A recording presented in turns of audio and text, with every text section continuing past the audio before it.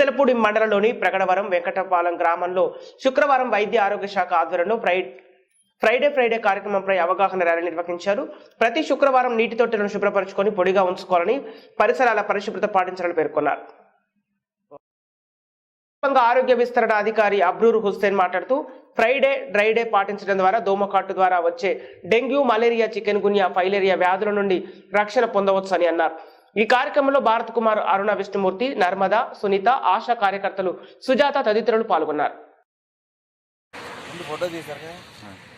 3 రోజుల కన్నా ఎక్కువ రోజులు నిల్వ ఉంటే పచ్చగా మారిపోతాయి. మీరు కావాలంటే ఎప్పుడైనా అప్పటికప్పుడు గ్లాసులో నీళ్లు పట్టుకొని 3 రోజుల క్రితం పెట్టిన గ్లాసులు పెట్టి నీళ్లు చూడండి. ఆ 2 చూస్తే 3 రోజుల క్రితం నీళ్ళు పచ్చబట్టుతూ ఉంటాయి. అంటే దాంట్లో గాఢత పెరిగింది. గాఢత పెరగగానే దోమ వెళ్ళి అంచెమ్మలు గుర్తు పెట్టింది. అది గాజు గ్లాసైనా, నీళ్ళు పెట్టైనా, ఇదైనా అందరూ ఏమనుకుంటామంటే దోమ నీళ్ళలోకి ఎలా వెళ్తుంది అనుకుంటాం. దోమ పుట్టేదే నీళ్ళల్లో.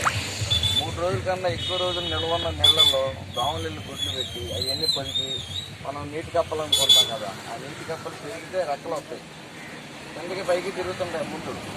ఆ తర్వాత 3 రోజుల తర్వాత అది నెక్కబెట్టి మళ్ళీ మనం ఉంటే చికెన్, మలేరియా ఇలాంటి అన్ని వ్యాధులు బాధకాలు అయితే వస్తాయి.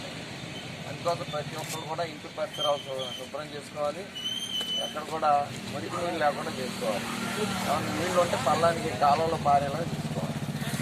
ఇలాంటివన్నీ కూడా ప్రతి శుక్రవారం చేసుకుంటే మనకి అసలు జబ్బులన్నీ కావు.